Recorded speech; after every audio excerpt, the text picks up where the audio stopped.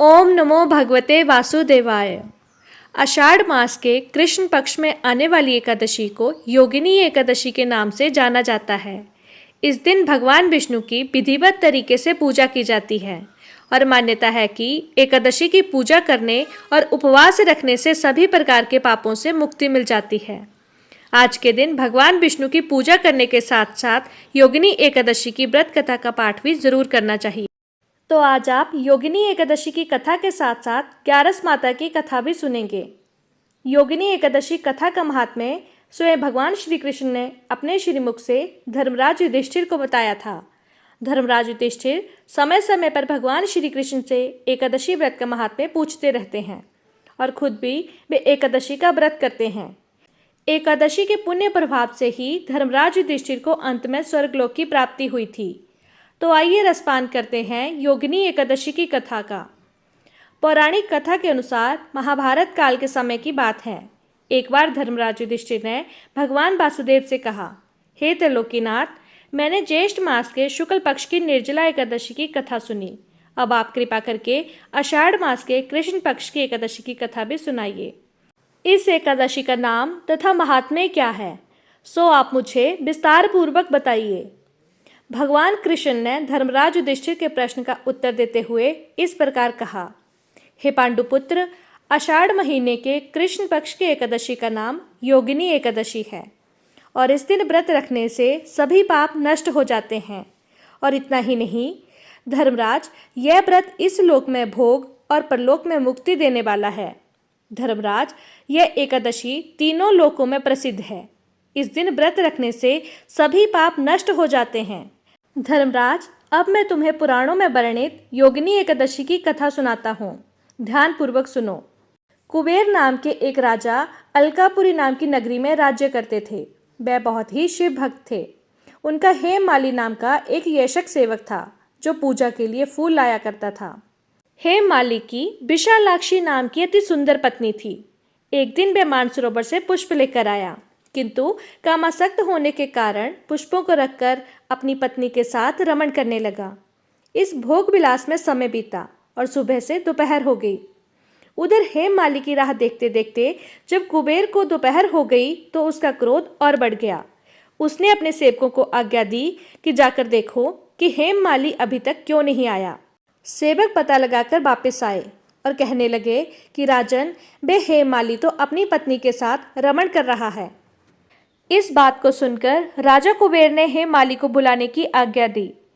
डर से कांपता हुआ हेममाली राजा के सामने उपस्थित हुआ। उसे देखकर कुबेर को बहुत क्रोध आया। क्रोध के मारे उसके होंठ फड़फड़ाने लगे। क्रोधित हुए राजा ने कहा, अरे माली, तूने मेरे परम पूजनीय देवों के भी देव भगवान शिव का अपमान किया है। जा, मैं तुझे श्राप देता हूँ कि तू पत्नी के वियोग में तड़पेगा, साथ ही मृत्यु लोक में जाकर कोढ़ी का जीवन व्यतीत करेगा। कुबेर के श्राप से वह तत्क्षण स्वर्ग से पृथ्वी लोक पर आ गिरा और कोढ़ी हो गया, साथ ही अपनी पत्नी से भी बिछड़ गया। मृत्यु लोक में आकर उसने अनेक भयंकर कष्ट भोगे, मगर भगवान शिव की कृपा से उसकी बुद्धि मलिन नहीं हुई और उसे अपने पूर्व जन्म की भी सुध रही। अनेक कष्टों को भोगता हुआ तथा अपने पूर्व जन्मों के कुकर्मों को याद करता हुआ हेममाली हिमालय पर्वत की ओर चल पड़ा। चलते चलते वह मार्कंडेय ऋषि के आश्रम में जा पहुंचा। वह ऋषि बहुत ही वृद्ध और महान तपस्वी थे। वह दूसरे ब्रह्मा के समान जान पड़ते थे और उनका वह आश्रम ब्रह्मा जी की सभा के समान शोभा दे रहा था। ऋषि को देखकर हेममाली वहां पहुंचा और उन्हें प्रणाम करके उनके चरणों में गिर पड़ा। हेममाली को देखकर मार्कंडेय ऋषि ने पूछा, तूने कौन से निकृष्ट कर्म किए हैं जिससे तू कोढ़ी बना और यह भयानक कष्ट भोग रहा है। महर्षि की बात सुनकर हेममाली अपनी व्यथा महर्षि को बताने लगा और कहने लगा, हे महर्षि, मैं राजा कुबेर के यहाँ अनुचर था, मगर एक दिन पत्नी के सुख में फंस जाने की वजह से समय का ज्ञान ही नहीं रहा और मैं दोपहर तक वह फूल कुबेर तक नहीं पहुँचा पाया। तब राजा कुबेर ने मुझे श्राप दे डाला कि तू अपनी पत्नी का वियोग झेलेगा और मृत्यु लोक में जाकर कोढ़ी बनकर दुख भोगेगा। हे महर्षि, इसी वजह से मैं कोढ़ी हो गया हूँ तथा पृथ्वी लोक पर आकर इस भयंकर कष्ट को भोग रहा हूँ। हे मुनिवर, अब आप कृपा करके कोई ऐसा उपाय बताइए जिससे मुझे इस रोग से मुक्ति हो सके।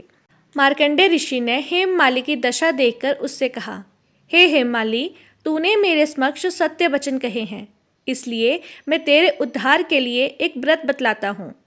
अगर तू आषाढ़ मास के कृष्ण पक्ष की योगिनी नामक एकादशी का विधान पूर्वक व्रत करेगा तो तेरे सभी पाप नष्ट हो जाएंगे और तुझे इस रोग से भी मुक्ति मिल जाएगी।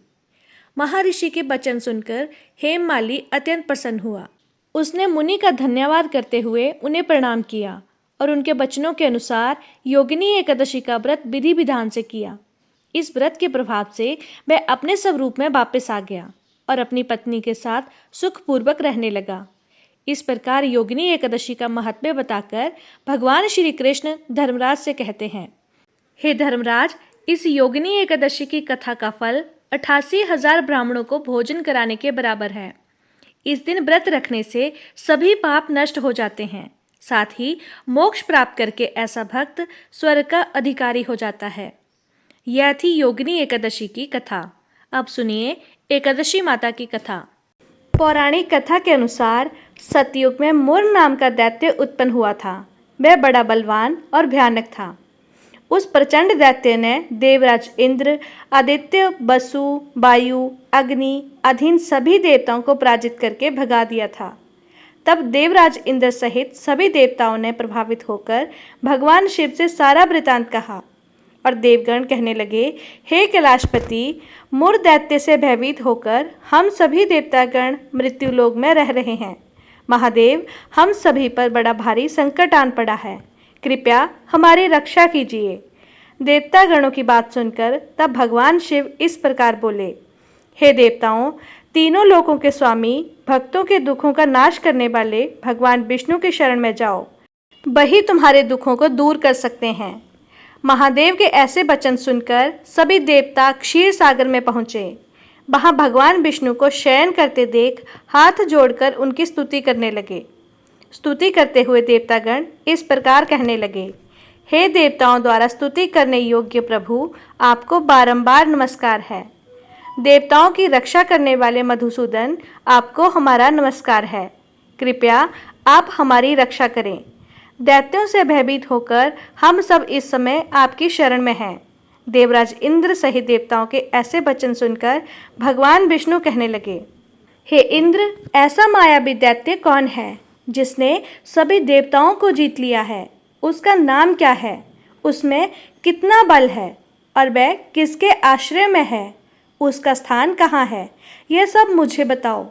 भगवान के ऐसे वचन सुनकर देवराज इंद्र कहने लगे, हे प्रभु, प्राचीन समय में नाड़ीजंग नाम का एक राक्षस था। उसका महापराक्रमी और लोक विख्यात मुर नाम का एक पुत्र हुआ। उसकी चंद्रावती नाम की नगरी है। उसी ने सब देवताओं को स्वर्ग से निकालकर इस समय वहाँ पर अपना आधिपत्य जमा लिया है। उसने इंद्र, अग्नि, वरुण, यम, वायु आदि सभी देवताओं को उनके अधिकार से वंचित कर दिया है। हे प्रभु, उस दैत्य का अत्याचार तो इतना अधिक बढ़ चुका है कि वह स्वयं ही सूर्य का प्रकाश करता है, स्वयं ही मेघ बन बैठा है और सबसे अजय हो गया है। हे असुर निकंदन, उस दैत्य को मारकर हम देवताओं को अजय बनाइए। ऐसे वचन सुनकर भगवान ने कहा, हे देवताओं, परेशान न हो, मैं शीघ्र ही इसका संहार करूँगा। तुम इस समय चंद्रावती नगरी में जाओ। इस प्रकार कहकर भगवान विष्णु सहित सभी देवताओं ने चंद्रावती नगरी की ओर प्रस्थान किया। उस समय मुर सेना सहित युद्ध भूमि में गरज रहा था। उसकी भयानक गर्जना सुनकर सभी देवतागण भय के मारे चारों दिशाओं में दौड़ने लगे। जब स्वयं भगवान विष्णु रणभूमि में आए तो दैत्य उन पर भी अस्त्र शस्त्र लेकर दौड़े। भगवान ने उन्हें सर्प के समान तीक्ष्ण बाणों से बीन डाला। बहुत सारे दैत्य इस प्रकार मारे गए, केवल मुर बचा रहा। वह अविचल भाव से भगवान के साथ निर्भय होकर युद्ध करता रहा। भगवान ने उसे मारने के लिए जो जो भी बाण चलाए वह उसके लिए पुष्प बाण सिद्ध हुए। यहाँ तक कि भगवान के तीक्ष्ण बाणों से उसका सारा शरीर छिन्न भिन्न हो गया, किंतु वह लगातार युद्ध करता रहा और दोनों के बीच में मल्ल युद्ध भी हुआ। 10,000 वर्षों तक इस प्रकार कहा जाता है कि उनका युद्ध चलता रहा। किंतु मुर नहीं हारा और ना ही थका।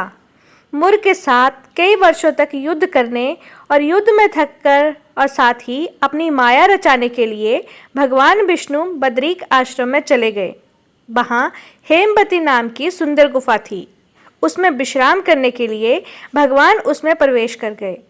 वह गुफा 12 योजन लंबी थी और उसका एक ही द्वार था। भगवान विष्णु वहाँ योग निद्रा की गोद में सो गए। देखते ही देखते मुर भी उनके पीछे पीछे आ गया और भगवान को सोया हुआ देखकर उन्हें मारने के लिए तैयार हुआ। तभी भगवान के शरीर से उज्जवल कांतिमय रूप वाली देवी प्रकट हुई। देवी ने जब अपने सामने मुर नाम के दैत्य को युद्ध करने के लिए तत्पर तैयार देखा तो उसे युद्ध करने के लिए ललकारा। तब देवी ने मुर दैत्य से युद्ध किया और उसे तत्काल मौत के घाट उतार दिया। उधर भगवान विष्णु योग निद्रा की गोद से उठे तो उन्हें सारी बातें ज्ञात हुई। तब सब बातों को जानकर भगवान विष्णु देवी से कहने लगे कि हे देवी, आपका जन्म एकादशी के दिन हुआ है, अतः आप ग्यारस माता के नाम से पूजित होंगी और आपके भक्त भी वही होंगे जो मेरे भक्त हैं। ग्यारस के दिन अर्थात एकादशी के दिन जो भी भक्त सच्चे मन से मेरी पूजा करने के साथ साथ तुम्हारी भी पूजा करेगा, उसके घर में कभी भी अकाल मृत्यु नहीं होगी और हर आने वाले संकट से भी परिवारजनों की रक्षा होगी। ऐसा कहकर भगवान विष्णु अंतर्ध्यान हो गए। प्रेम से बोलिए भगवान विष्णु की जय, ग्यारस माता की जय। यह थी आज की वीडियो। अगर आपको आज की वीडियो पसंद आई हो तो वीडियो को लाइक करें, शेयर करें, चैनल को सब्सक्राइब करें और कमेंट बॉक्स में जय श्री हरि लिखना ना भूलें। धन्यवाद।